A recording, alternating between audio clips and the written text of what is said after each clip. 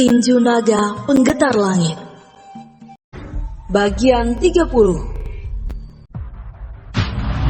Feng Yuan menendang wajah Wei Sheng agar menjauh dari kakinya, sehingga murid balang itu meringis kesakitan. Cih, dasar sampah. Maki Feng Yuan dengan tatapan sinis. Kalau kau ingin menantangku lagi, lakukan di panggung latihan tanding saja, agar peringkatku di prasasti batu meningkat. Kata Feng Yuan sembari berbalik badan, tetapi tiba-tiba Xiao Su memeluknya dengan senyum lebar. Kamu hebat sekali, Sepupu Yuan, kata Xiao Su. Seandainya aku sekuat kamu, aku pasti akan menghajar mereka hingga babak belur juga. Xiao Su menghela nafas panjang, karena merasa dirinya terlalu lemah, sehingga dengan mudah dirundung oleh murid lain. Feng Yuan tersenyum dan berkata, kamu tidak lemah, tetapi masih kurang berpengalaman dalam bertarung saja. Dia menang melawan Wei Shen bukan karena ia kuat, tetapi karena pengalaman bertarungnya yang sudah ribuan kali melawan siluman. Sehingga ia bertarung dengan efektif, walaupun kekuatannya masih lemah, karena ia tidak menggunakan teknik pernafasan alam selama pertarungan tadi. Mulai sekarang sering-seringlah bertarung di panggung latih tanding, untuk mengasah kemampuan bertarungmu. Tidak apa-apa kalah, namun dengan kekalahanmu itu, kamu harus belajar di manakah letak kekurangan teknik bertarung atau bela dirimu. Nah, setelah itu kamu akan secara perlahan akan menjadi kuat. Feng Yuan memberikan nasihat pada Xiao Su yang langsung mengangguk setuju. Baiklah, aku akan kembali ke pelataran luar lebih dulu, dan Wen Gege bisa melanjutkan kegiatanmu juga. Xiao Su melepaskan pelukannya dari Feng Yuan dan beralih kecil meninggalkan halaman pavilion pil tersebut. Murid-murid yang menonton pertarungan antara Feng Yuan dan Wei Sheng segera membubarkan diri, karena tontonan yang cukup menakjubkan itu telah berakhir dan menjadi pembicaraan hangat di puncak ketiga gunung Persik. Feng Yuan sendiri memilih segera menuju ke pavilion pil dan mengabaikan Wei Sheng yang duduk bersila memulihkan kondisi tubuhnya setelah meminum pil penyembuhan. Namun tiba-tiba muncul murid lain yang membuat heboh murid-murid yang melihatnya. Habis sudah Feng Yuan. Pangeran Wei Liu telah muncul. Dia pasti marah melihat anggota kliennya dibuat babak belur, serta dipaksa melakukan simpati iblis. Benar, apa yang akan dilakukan Feng Yuan sekarang? Apakah ia akan melawan pangeran ketujuh yang merupakan murid terkuat di pelataran dalam? Murid-murid yang awalnya membubarkan diri segera berkumpul kembali, menonton pertarungan bagian kedua yang lebih seru daripada yang pertama tadi. Pangeran Wei Liu mengerutkan keningnya saat melihat kondisi Wei Sheng yang babak belur begitu. Padahal awalnya ia datang ke sini karena mendengar kalau Wei Sheng sedang bertarung melawan Feng Yuan, dan ia berharap suami Xiao Yu itu di babak belur, bukan malah sebaliknya. Siapa yang melakukan itu, Wei Sheng? Pangeran Wei Liu bertanya pada anak buah Wei Sheng yang berjaga di dekatnya, karena sekarang ia sedang duduk bersila memulihkan kondisi tubuhnya.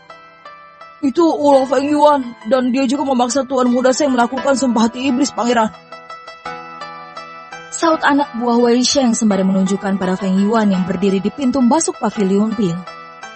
Pangeran Wei Liu menatap Feng Yuan, dan lega tak ada Xiao Yu di sana, karena ia tak ingin Xiao Yu marah padanya kalau ia menunjukkan sikap bermusuhan terhadap suaminya itu. Apa yang harus dilakukan? Di satu sisi aku ingin menghajarnya hingga babak belur, tapi itu juga akan meruntuhkan reputasiku karena menindas murid pelataran luar. Gumam Pangeran Wei Liu kebingungan mengambil keputusan. Sementara itu, Guan Yu yang berlari di sebelahnya berharap mereka bertarung supaya tunangannya itu mengetahui kalau Feng Yuan tidak bisa dipandang sebelah mata. Dia sudah curiga kalau Feng Yuan itu sangat kuat, karena tiba-tiba kelompok klan Xiao terbentuk di Akademi Kekaisaran dan langsung disegani oleh kelompok klan besar, dan tentu itu sangat mencurigakan sekali.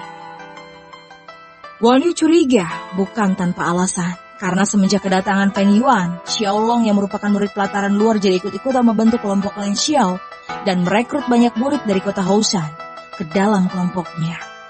Mereka kemudian mengangkat Xiao Yu sebagai ketuanya, padahal ia masih murid baru dan belum berpengalaman dalam bertarung. Tetapi mereka tetap nekat melawan hegemoni kelompok klan besar.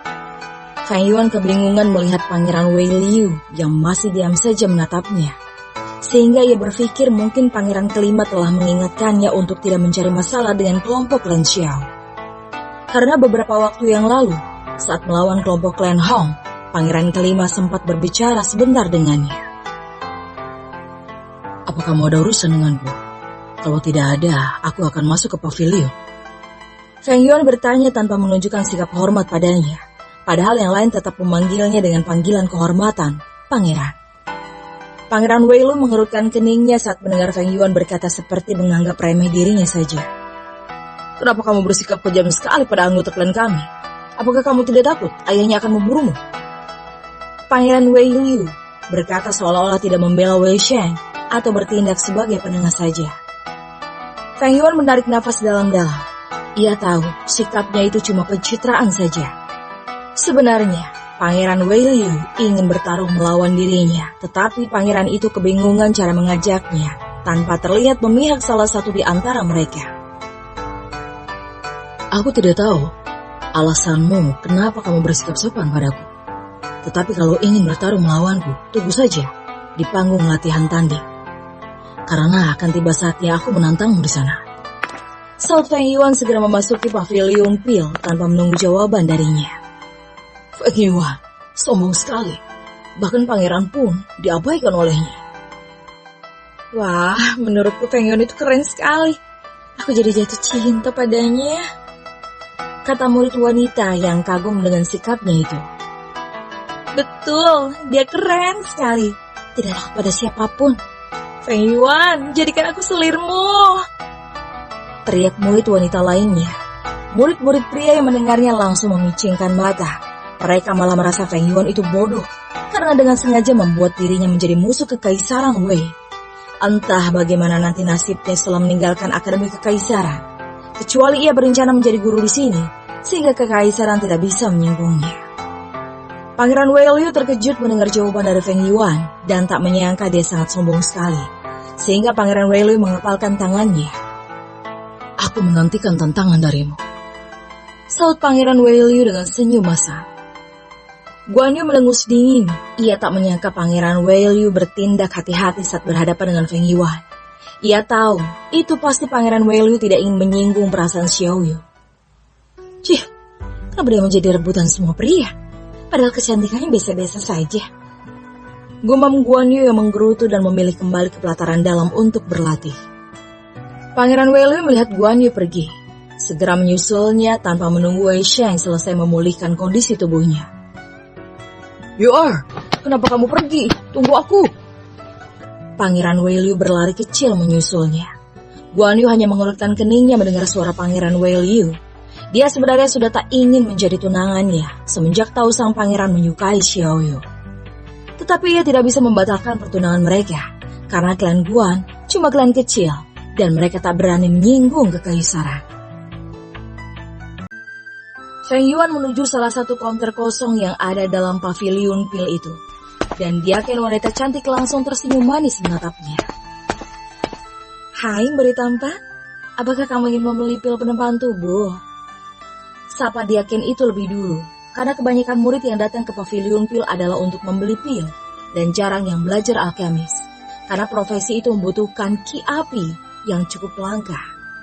Feng Yuan menangkupkan tinjunya untuk menunjukkan rasa hormat, walau diaken itu senyum-senyum menggodanya. Murid ingin membeli 5 tangkai rumput malu, 5 gingseng emas, dan 5 botol ekstrak tulang siluman. Saud Feng Yuan sembari mengeluarkan plakatnya dari kantong penyimpanannya. Hampir lupa. Aku ingin menyewa salah satu ruangan kosong untuk berlatih alkemis. Diaken itu terkejut mendengarnya. Ia tak menyangka ada murid pelataran luar yang sudah belajar alkemis sejak dini. Namun tanpa guru pembimbing, itu adalah sesuatu yang sangat sulit dipelajari. Tetapi untuk mendapatkan guru pembimbing dibutuhkan kultivasi ranah perempaan tubuh tahap yang lebih dulu. Bahan-bahan yang kamu pesan ini adalah untuk membuat pil penempaan tubuh. Tetapi kenapa kamu membeli banyak? Kan cukup satu-satu saja juga sudah bisa untuk membuat sebuah pil. Diaken itu keheranan. Apakah murid di hadapannya itu ingin membuat 5 pil sekaligus? Karena pemula biasanya hanya bisa membuat pil satu-satu saja terlebih dulu. Feng Yuan cukup kesal saat mendengar ocehan diaken di hadapannya. Tetapi ia tetap memaksakan diri untuk tersenyum agar tidak mendapatkan hukuman darinya. Kemudian ia berkata, Aku baru mencoba-coba saja diaken cantik, karena aku memiliki roh bela diri Ponix, dan keluargaku juga membelikanku sebuah tungku alkemis. Sehingga sangat disayangkan bila dibiarkan menganggur saja di dalam kantung penyimpananku. Diaken itu akhirnya mengerti alasan murid pelataran luar ini belajar membuat pil, dan ia segera mengambil bahan-bahan yang dipesan oleh Feng Yuan. Tak lama berselang, ia kembali sembari membawa semua bahan-bahan yang dipesan Feng Yuan dan sebuah kunci bertuliskan nomor 19. 5 rumput malu butuh 50 poin prestasi, 5 gingseng emas butuh 100 poin prestasi, dan 5 ekstrak tulang siluman yang setara dengan ranah perempaan tahap tubuh Tian butuh 100 poin prestasi juga. Jadi total semuanya adalah 250 poin prestasi. Dan biaya memakai ruangan khusus cukup bayar 10 poin prestasi saja. Diaken itu menyerahkan bahan-bahan yang dibutuhkan oleh Feng Yuan untuk membuat pil perempaan tubuh. Tanpa berlama-lama, Feng Yuan segera menyerahkan plakatnya dan Diaken itu terkejut melihat saldo poin prestasi yang dimilikinya. Apakah anak ini adalah bos gangster di pelataran luar? Saldo poin prestasi ini sangat banyak sekali. Mungkin ia yang paling kaya di pelataran luar. Dan tentunya pelataran dalam saat ini. Gumam Diaken wanita itu dengan menatap genit padanya. Feng Yuan mengerutkan keningnya melihat tindakan Diaken cantik itu. Untung saja ia sudah memiliki istri, sehingga imannya masih kuat dari godaan yang dapat membuat adik kecilnya memberontak. Murid permisi dulu Diaken cantik. Seru Feng Yuan segera meninggalkan konter itu dan menuju ruang khusus di dalam pavilion pil tersebut. Diaken wanita cantik itu tertawa terkekeh-kekeh melihat wajah Feng Yuan yang memerah setelah digodanya. Dan ia berharap Feng Yuan lebih sering datang ke konternya. Karena ia yakin di masa depan Feng Yuan akan menjadi alkemis hebat. Mengingat ia memiliki roh bela diri Phoenix yang merupakan roh bela diri bertipe api yang merupakan salah satu api terkuat. Feng Yuan memasuki ruangan seluas kamar asramanya, dan ia langsung mengeluarkan tungku alkemis dari kantung penyimpanannya. Langkah pertama, masukkan semua bahan yang diperlukan. Gumam Feng Yuan memasukkan 1 rumput malu, 1 ginseng emas, dan 1 botol kecil ekstrak tulang siluman. Sebenarnya kualitas ekstrak siluman yang dibelinya itu kurang bagus, tetapi karena ia masih dalam tahap belajar alkimia, maka bahan-bahan yang murah meriahlah yang paling cocok digunakan saat ini. Semua sudah lengkap. Sekarang masuk dalam babak yang paling krusial. Feng Yuan segera mengalirkan energi spiritual dari dantiannya. Dan ki api segera muncul membakar tungku alkemis. Tetapi ia terlalu besar mengeluarkan ki api, sehingga bahan-bahan yang ia masukkan ke dalam tungku alkemis langsung meledak. Dan tungku alkemis itu terpental ke atas kemudian masuk ke kepalanya. Panas memang. Teriak Feng Yuan yang langsung menarik tungku alkemis dari kepalanya.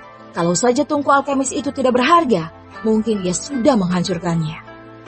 Feng Yuan mengelus-ngelus dadanya dan bergumam. Sabar. Orang sabar diberi jatah oleh istri berkali-kali. Percobaan pertama memang wajar gagal, dan ia bertekad percobaan keduanya ini akan berhasil. Setidaknya menghasilkan pil dengan tingkat kemurnian 10% saja. Itu sudah prestasi besar. Feng Yuan memasukkan bahan-bahan yang dibutuhkan dan segera mengontrol ki apinya. Kali ini ia mengurangi tingkat kepanasan api dan tampak tidak terjadi ledakan seperti tadi. Murid cerdas memang beda. Tanpa ada guru pembimbing pun tetap bisa berlatih sendiri. Gumam Feng Yuan dengan seringai tipis di wajahnya. Beberapa batang dupa telah habis terbakar, tetapi ia merasa belum mencium aroma pil dari tungku alkemisnya, sehingga ia merasa heran. Apakah ada yang salah lagi? Gumam Feng Yuan berhenti melakukan proses pembakaran dan memeriksa isi tungku alkemis. Feng Yuan mengerutkan keningnya. Ternyata api yang ia gunakan terlalu lemah dan bahan-bahannya hanya mencair saja, tidak membentuk pil sama sekali. Feng Yuan mengelus-ngelus dadanya lagi dan berkata pada dirinya sendiri bahwa percobaan kedua itu juga wajar tidak berhasil, mengingat ia tidak memiliki guru pembimbing. Namun percobaan ketiganya ini pasti akan berhasil. Bagaimana kalau aku masukkan saja semua bahan yang tersisa? Gumam Feng Yuan yang berpikir sejenak dan memutuskan memasukkan saja semua bahan yang tersisa itu. Palingan gagal lagi. Gerutunya malah pasrah duluan. Feng Yuan mengalirkan api untuk membakar tungku alkemis dan ia mengontrol apinya agar tidak terlalu panas serta tidak terlalu lemah. Apakah gagal lagi? Gumam Feng Yuan karena tidak merasakan perubahan apapun pada tungku alkemis. Hingga tiba-tiba, tubuh alkemis itu bergerak-gerak, seperti air mendidih dalam periuk. Ini adalah saat-saat paling krusial bagi alkemis. Gumamnya lagi, karena ia memasuki bagian memisahkan ampas dari bahan-bahan herbal itu, dan memasukkan energi spiritualnya untuk mendapatkan pil yang telah mencair seperti lumpur. Tak lama berselang, pil tersebut telah selesai dibentuk, tetapi Feng Yuan memicingkan mata saat melihat bentuknya. Ini kok besar sekali, padahal pil penambahan tubuh ukurannya sebesar kelereng. Ini malah sebesar kepalan tangan. Bagaimana cara mengelolanya ya? Dia malah bingung sendiri melihat mahakaryanya itu. Ukuran pil yang dibentuk olehnya itu memang wajar berubah menjadi besar, karena ia memasukkan bahan yang terlalu banyak. Belum lagi, Feng Yuan tidak mempelajari teknik pemisahan agar bisa membagi-bagi pil yang berbentuk cairan menjadi bola-bola kecil dalam ukuran banyak. Aku akan bertanya pada guru Subimbing saja, apa kekurangan dari teknik alkemisku ini? Gumam Feng Yuan segera meninggalkan ruangan khusus itu, dengan wajah kumbal dan rambut berantakan. Dia tak menyadari itu, karena terlalu bersemangat ingin membuat pil pertamanya. Murid-murid yang sedang berada di dalam pavilion pil langsung mentertawai Feng Yuan. Tetapi Feng Yuan menyangka mereka mentertawai pil yang ada di tangannya, sehingga ia hanya tersenyum saja menanggapinya. Dia yang cantik tempat yang membeli bahan-bahan pembuatan pil penempaan tubuh tadi langsung tertawa terkekeh-kekeh saat melihat wajah dan rambut Feng Yuan yang berantakan. Kamu sangat tampan sekali, nak. Dan pil itu buat apa? Siapa yang mau menelannya? Diaken itu tertawa terkekeh-kekeh. Namun, aku mengapresiasi percobaan pertamamu itu, karena tingkat kemurnian pil itu mencapai 25%. Walaupun bentuknya lebih cocok digunakan untuk melempar tikus saja. Diaken itu kembali tertawa terpingkal-pingkal, karena merasa lucu melihat pil tersebut. Bersambung.